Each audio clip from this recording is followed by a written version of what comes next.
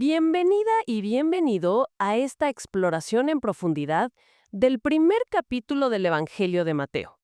Este capítulo es la puerta de entrada no solo a la vida de Jesús, sino a todo el Nuevo Testamento. Y, a ver, seamos honestas, a primera vista puede dar un poco de pereza. Totalmente.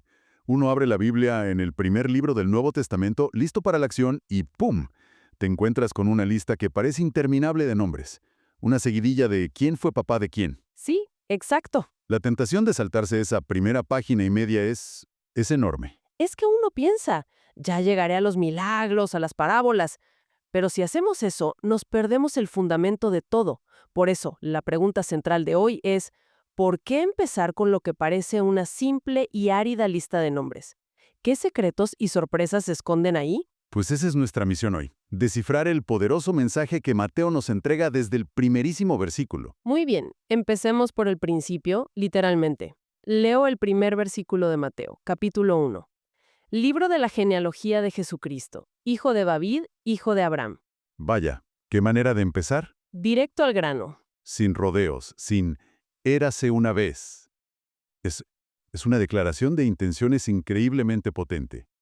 Mateo no desperdicia ni una palabra. En una sola frase nos da el titular completo. Exacto. Identidad y propósito. Y pone sobre la mesa dos títulos que para un lector judío del primer siglo debieron sonar fuertísimo. Hijo de David e hijo de Abraham. A ver, desempaquemos eso. ¿Qué significa hijo de David? Significa realeza. Es la conexión directa con el linaje real de Israel. La promesa fundamental que Dios le hizo al rey David allá en 2 de Samuel 7 fue que un descendiente suyo se sentaría en un trono eterno. Ah, claro. Así que, desde la primera línea, Mateo está prácticamente gritando: atención, este es el rey legítimo que han estado esperando por siglos. Este es el Mesías. Ok, el rey prometido. Tiene las credenciales reales. Pero luego no se detiene ahí. Va todavía más atrás en el tiempo, hasta Abraham. ¿Por qué? ¿Por qué? Si hijo de David define su rol para Israel, hijo de Abraham define su misión para el mundo entero. Ah, La promesa original a Abraham, en Génesis 12, es que en su descendencia serían benditas todas las naciones de la tierra. o sea, amplía el alcance por completo. Totalmente.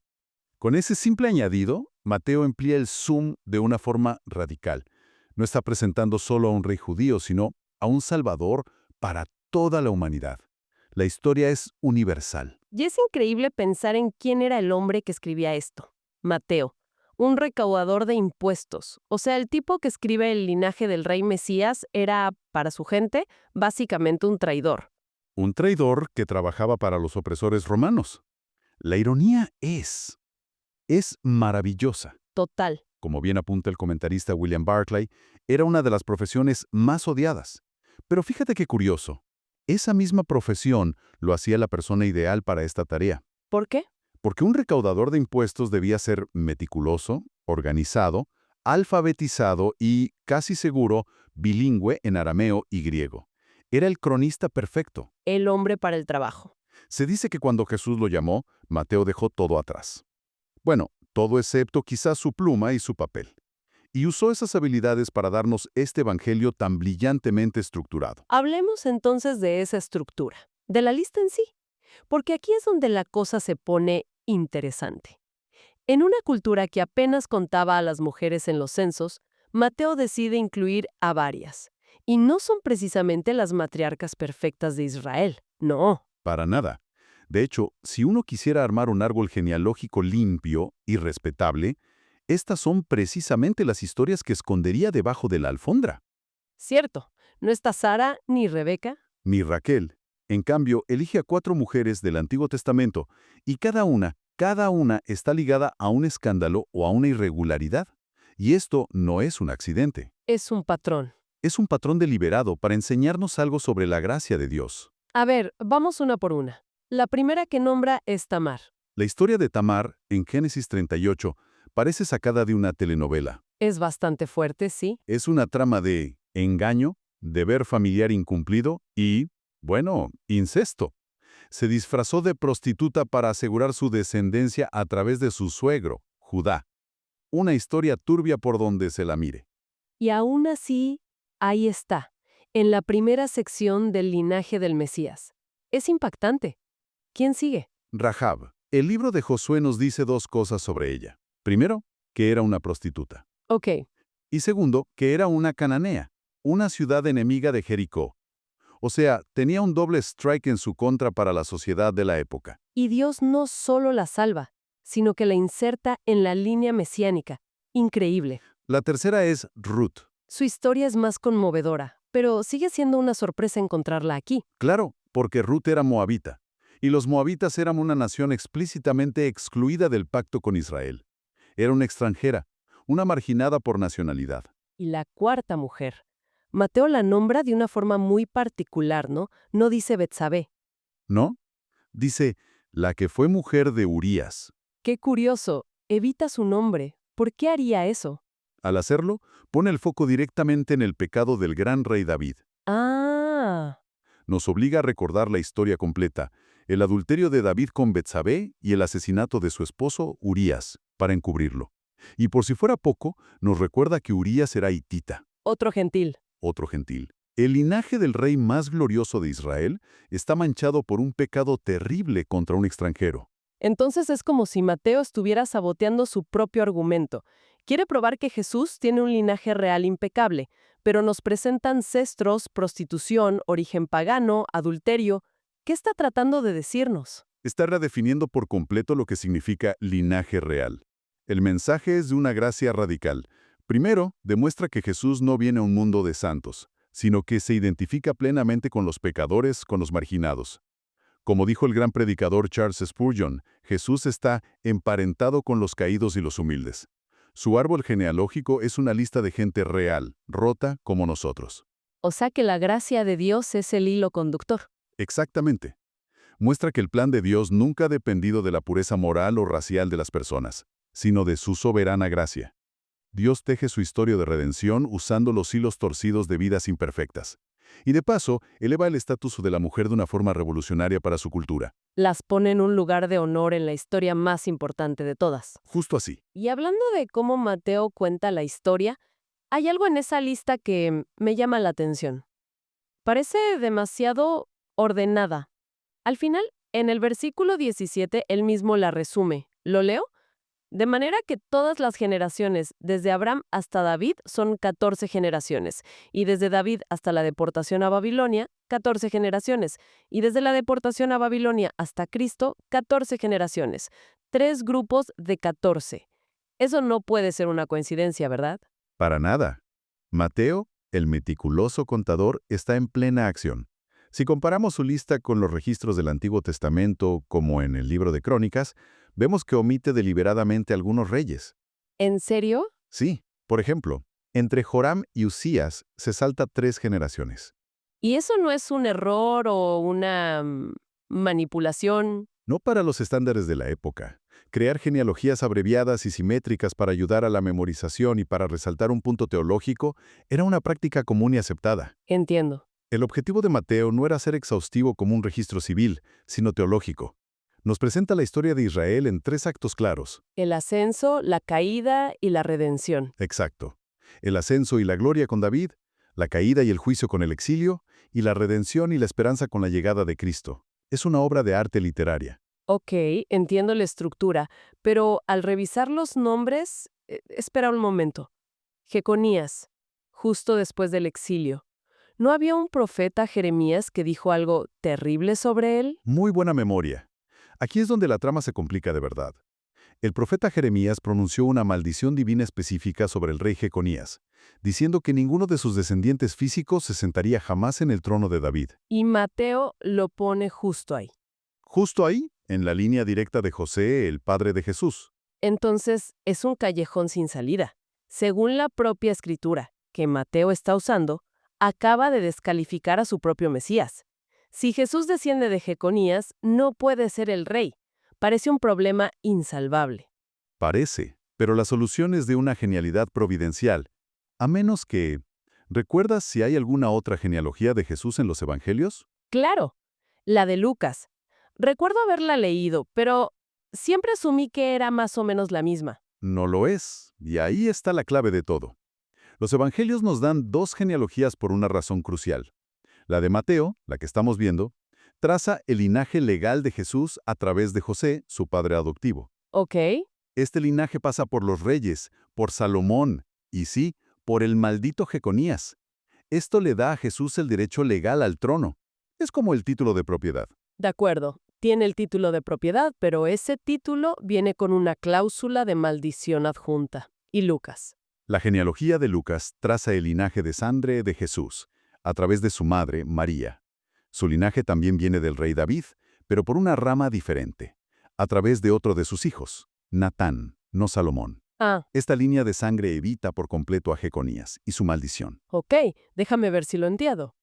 A través de José, su padre legal, Jesús hereda el derecho al trono. Correcto. Pero como no es su hijo biológico, no hereda la maldición de sangre de Jeconías. Exacto. Y a través de María, su madre biológica, tiene la sangre real de David, pero de una línea limpia, sin maldición. Lo tienes. Es una solución asombrosa y perfecta. Tiene el derecho legal por un lado y el linaje de sangre por el otro, y ambos se unen en él sin contradicción. Es el tipo de detalle que te convence de que solo la providencia divina podría orquestar una historia así. A partir del versículo 18, el capítulo cambia el lente de la cámara. Pasa de la gran panorámica de la historia de Israel al drama íntimo de una pareja. Leo los versículos 18 y 19. El nacimiento de Jesucristo fue como sigue. Estando su madre María comprometida para casarse con José, antes de que se llevara a cabo el matrimonio, se halló que había concebido por obra del Espíritu Santo. Entonces José, su marido, siendo un hombre justo y no queriendo denunciarla públicamente, quiso abandonarla en secreto. Imagínate. Pongámonos en los zapatos de José por un segundo. La situación es una pesadilla. Estaban desposados. Esto no era un noviazgo moderno que se rompe con un mensaje de texto.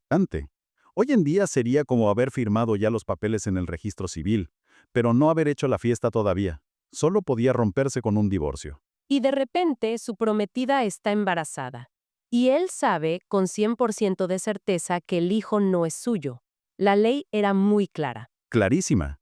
Y aquí vemos el carácter de José. Mateo lo llama un hombre justo. Como hombre justo, apegado a la ley de Dios, no podía seguir adelante con el matrimonio bajo lo que parecía un claro caso de adulterio. Estaría violando la ley. Pero su justicia no era cruel. No, para nada. No quería exponerla a la humillación pública, o en el peor de los casos a la muerte.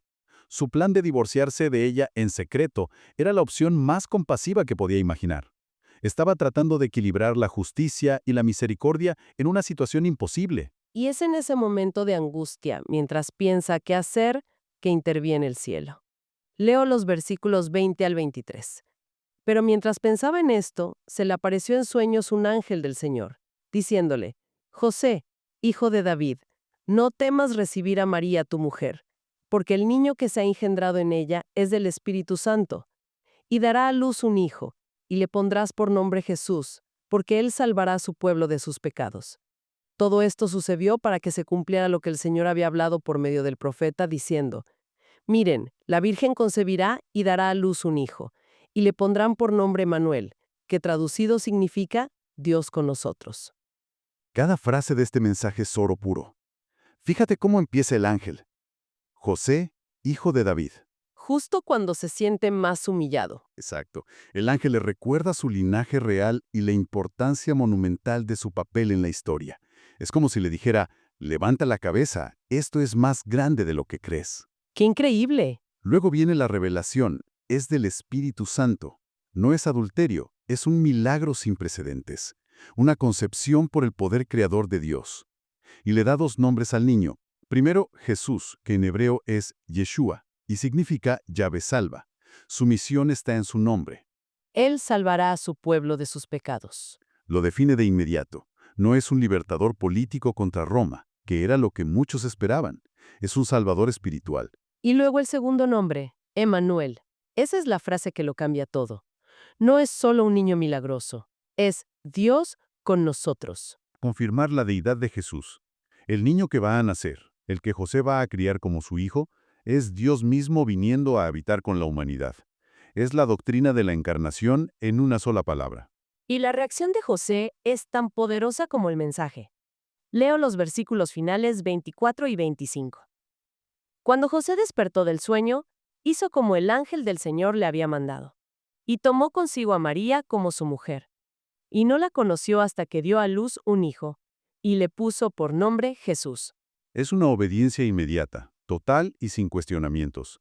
Un acto de fe inmenso. De un momento a otro aceptó una situación que, a los ojos de todo su pueblo, le traería vergüenza, sospechas, confusión, todo. Y hay un detalle en esa última frase. No la conoció hasta que dio a luz. Esa palabra, hasta, parece pequeña, pero es muy significativa, ¿no? Es crucial. El uso de la palabra hasta en el griego original sugiere fuertemente que José y María tuvieron una relación matrimonial normal después del nacimiento de Jesús. ¡Ah, interesante! Esto contradice la doctrina posterior, no bíblica, de la virginidad perpetua de María. El texto es bastante claro. Su abstinencia fue para proteger la santidad del nacimiento virginal, y una vez cumplido, su matrimonio continuó. Así que al final del día, Mateo 1 es mucho más que un árbol genealógico. Es Es una tesis teológica completa en un solo capítulo. totalmente. Establece a Jesús como el Rey legítimo, el cumplimiento de las promesas, el Salvador de los pecadores y a Dios mismo hecho hombre. Exacto. Si tuviéramos que destilarlo, creo que hay 3 lecciones clave.